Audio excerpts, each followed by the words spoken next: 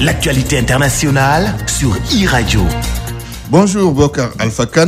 Bonjour Antoine Diouf. Élection présidentielle en République démocratique du Congo. La commission électorale envisage un report de 7 jours.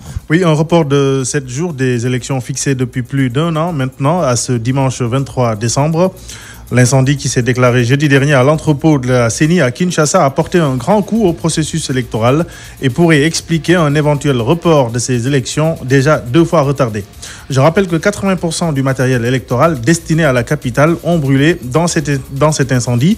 Des efforts ont été faits pour ramener du matériel vers Kinshasa et commander d'autres machines en Corée du Sud. Cependant, les bulletins de vote ne seront disponibles à Kinshasa que le samedi 22, donc la veille de ce scrutin capital pour l'avenir de la RDC. Le candidat de l'opposition, Martin Fayoulou, rejette toute idée de report du scrutin. Nous l'écoutons. La première chose, c'était que nous ne boycottons pas les élections et nous insistons, et c'est langage-là, depuis le début, on a dit qu'on ne boycottait pas les élections parce que le gouvernement Kabila faisait croire à tout le monde que l'opposition, en tout cas de l'AMOCA, l'opposition n'était pas prête pour les élections. C'est comme ça qu'on trouvait des excuses pour ne pas aller aux élections. Pas de boycott. Deuxième message de ces communiqués, c'est qu'on n'acceptera pas un quelconque report. C'est inscrit noir sur blanc. Et c'est le plus grand message. Le premier et le troisième, c'était pour donner, dire aux gens, voilà, allons aux élections. Troisième message. Le troisième, c'était, puisque vous voulez prendre le prétexte et que vous n'avez pas imprimé le bulletin des votes et que matériellement, il n'y a plus de temps pour les imprimer.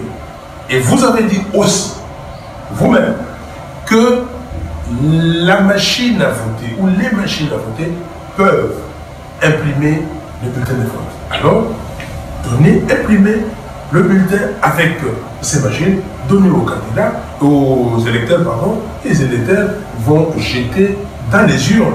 Et seulement, nous allons faire les comptages de ces bulletins. Nous allons compter les voix qui proviendront de ces bulletins et les résultats devraient être annoncés sur base des PV et des bureaux de vote. La décision du report est du ressort exclusif de la CENI. Elle prendra une décision aujourd'hui. Et par rapport à cette élection en RDC, le Conseil de sécurité appelle toutes les parties à saisir cette occasion historique. Oui, en tant qu'expression de la souveraineté du peuple et du gouvernement de la République démocratique du Congo, les élections du 23 décembre constituent une occasion historique de procéder au premier transfert démocratique et pacifique du pouvoir en RDC, à la consolidation de la stabilité dans le pays et à la création des conditions de son développement. Les membres du Conseil de sécurité ont adopté une déclaration commune pour appeler les différentes parties à la responsabilité. Jérôme Longuet, du service d'information de l'ONU, nous fait la synthèse de cette déclaration. À 5 jours des élections, le Conseil de sécurité a appelé mardi toutes les parties congolaises à saisir l'occasion historique du scrutin du 23 décembre pour procéder au premier transfert démocratique et pacifique du pouvoir dans le pays. Les 15 ont jugé essentiel que tous les acteurs participent au processus électoral de manière pacifique et constructive dans le respect des mesures de confiance définies dans l'accord du 31 décembre 2016. Tout en se félicitant des progrès réalisés dans la préparation des élections, le Conseil s'est inquiété des divers incidents dans le cadre de la campagne électorale qui, à quelques jours des élections, ont entraîné des pertes en vie humaine et des dommages importants. Le Conseil a exhorté toutes les parties à continuer de rejeter toute forme de violence et à faire preuve de la plus grande retenue en s'abstenant de toute provocation. Les 15 ont appelé tous les acteurs politiques à défendre la liberté d'expression, de réunion et de campagne. Enfin, selon eux, l'ensemble de la classe politique congolaise et les institutions chargées d'organiser des élections doivent rester résolus à assurer le succès du processus électoral. Au Togo, quelques 3 millions d'électeurs sont appelés aux urnes aujourd'hui pour élire leurs députés. Le véritable enjeu sera le taux de participation, car l'opposition réunie dans la coalition C14 boycotte ces élections pour protester contre ce qu'elle qualifie de coup de force électoral orchestré par le pouvoir. La C14 avait jusque-là 25 députés, soit un peu plus d'un quart des postes. Selon la coalition de l'opposition, les autorités n'ont pas respecté leurs engagements inscrits dans la feuille de route de la CEDEAO. La coalition fait allusion aux mesures d'apaisement et aux réformes institutionnelles et constitutionnelles.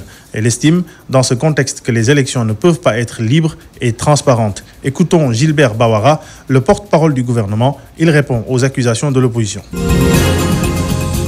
La feuille de route de la CEDEAO préconisait une révision intégrale du fichier électoral. Cela a été fait à travers un nouveau recensement électoral. Aujourd'hui, nous avons un fichier électoral définitif qui va servir pour les votes. Et le reste, c'est des décisions libres, c'est le choix démocratique des partis de participer ou de ne pas participer. Alors, 12 partis et 25 indépendants sont en lice pour un total de 850 candidats sur 130 listes pour 91 sièges de députés à pourvoir. Gambie, les contours des activités de la commission Vérité, Réconciliation et Réparation dessinés. Oui, cela fait suite à une réunion de travail de 72 heures pour préparer le démarrage des auditions fixées au 7 janvier prochain. Mais le moins que l'on puisse dire dans le pays, cette commission Vérité et Réconciliation, lancée le 15 octobre dernier, peine à inspirer confiance auprès des victimes qu'elle est pourtant censée auditionner. Correspondance à Banjul, Amadou Bari. Ce manque de confiance à l'égard de la commission Vérité, Réconciliation et Réparation est matérialisé par les nombreux appels au boycott de ces prochaines auditions. Tout au début, ce sont les rescapés du massacre de l'an 2000 à Banjul, au cours duquel une quinzaine d'élèves ont été tués et qui ont donné de la voix. Pour les rassurer, un conseil pour prendre en charge les victimes nécessitant des soins d'urgence est évoqué. Récemment, un témoin clé dans l'assassinat du journaliste Deida Aidara a annoncé son choix pour une plainte contre l'État gambien au lieu d'attendre le processus de vérité et de réconciliation. En choisissant ce moment pour attaquer l'État en justice, cette victime veut aussi montrer la voie aux autres, selon son avocat, qui estime que ce n'est pas correct de donner aux victimes l'impression qu'avec la commission, personne ne peut aller en justice.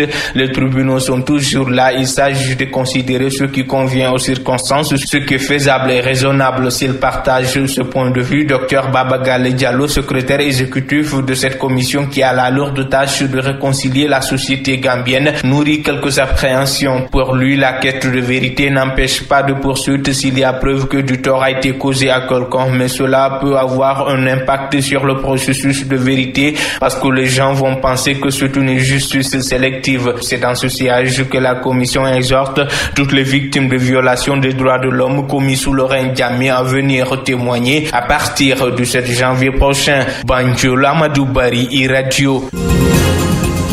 Un forum Europe-Afrique de haut niveau a réuni à Vienne, la capitale autrichienne, une vingtaine de chefs d'État africains et européens. C'était en présence de Paul Kagame et de Jean-Claude Juncker, ainsi que quelques 800 représentants d'entreprises privées avec l'objectif de promouvoir l'innovation et les solutions digitales en tant que moteur pour le développement des deux continents. Une attention particulière a été réservée aux possibilités encore largement inexploitées offertes par l'innovation numérique pour approfondir le partenariat entre l'Afrique et l'Europe dans les domaines du commerce et des échanges technologiques. Le journaliste Louis Kemayou, président du club de la presse panafricaine à Paris, revient sur ce forum avec notamment la rivalité entre la Chine et les anciennes puissances occidentales. Il était l'invité de nos confrères de la chaîne d'information continue RT France. Le thème général retenu comme fil conducteur de ce forum était le suivant: conduire la coopération à l'ère du numérique. L'ambition du forum était donc de promouvoir à la fois l'innovation et la numérisation en tant que catalyseur du développement futur, notamment dans les domaines du commerce et des innovations technologiques. En marge du forum, il y a eu d'autres rencontres qui sont tenues, notamment des tables rondes qui sont tenues sur des thèmes comme la fintech, autrement dit la technologie financière en Afrique, l'accélération du commerce en ligne, l'administration en ligne, la mobilisation des financements pour l'action pour le climat en Afrique, l'agriculture 4.0, pour ne citer que cela. Et les enjeux pour ce que je vais dire est probablement très caricatural parce que ça correspond à des schémas qui sont souvent considérés comme complotistes, mais les rapports entre l'Union européenne et l'Union africaine restent quand même dominés par l'idée qu'il y a une certaine forme de domination entre les deux. Ce sont des rapports d'anciens colonisés à d'anciens colonisateurs, qu'il s'agisse des questions de droits de l'homme, de gouvernance, d'élection ou encore de commerce, voire de migration. L'Europe reste perçue comme le continent qui dicte dans les relations avec l'Afrique et l'Afrique le continent qui exécute dans ce rapport-là. Près de 60 ans après les indépendances africaines, un partenariat équitable doit donc être bâti entre les deux continents. Il y a 2 ans, l'Union européenne a créé un fonds d'investissement extérieur dont l'ambition était de financer à hauteur de 44 millions d'euros les secteurs publics et privés africains dans les prochaines années. Alors que depuis 2015, la Chine, par exemple, à elle seule, a déjà alloué 47 des 60 milliards de dollars qu'elle avait promis aux pays africains en 2015. La rivalité entre la Chine et l'Europe ne se limite pas au secteur bancaire. L'immeuble qui abrite le siège de l'Union africaine à Addis Abeba a été offert aux Africains par Pékin. Mais surtout, à la différence des pays européens, la Chine ne conditionne pas son aide aux pays africains. De plus, elle investit dans des secteurs comme celui des infrastructures qui soulagent à la fois les populations et leurs dirigeants. Du coup, sur les 20 dernières années, la Chine se taille la part du lion dans le commerce avec l'Afrique, ce qui oblige ses rivaux, les autres pays des BRICS, les États-Unis d'Amérique et l'Union européenne, à revoir les stratégies qu'ils avaient déjà jusqu'à présent déployées sur le continent africain. À l'ONU, bras de fer américano-africain autour d'un texte sur le financement des opérations de paix en Afrique. Oui, les pays africains du Conseil de sécurité ont annulé hier et pour la 2e fois en 10 jours la convocation d'un vote destiné à établir le principe d'un possible cofinancement par l'ONU d'opérations de paix africaines. Cette annulation fait suite à la menace des États-Unis d'y mettre un veto. Porté par l'Éthiopie, la Guinée équatoriale et la Côte d'Ivoire, le projet de résolution pose le principe d'un possible versement de contributions des Nations Unies au cas par cas pour soutenir des opérations de paix menées par l'Union africaine et autorisées par le Conseil de sécurité. Le texte prévoit que le financement de l'ONU pourrait atteindre jusqu'à 75% des coûts des opérations concernées, les autres 25% demeurant à la charge de l'Union africaine.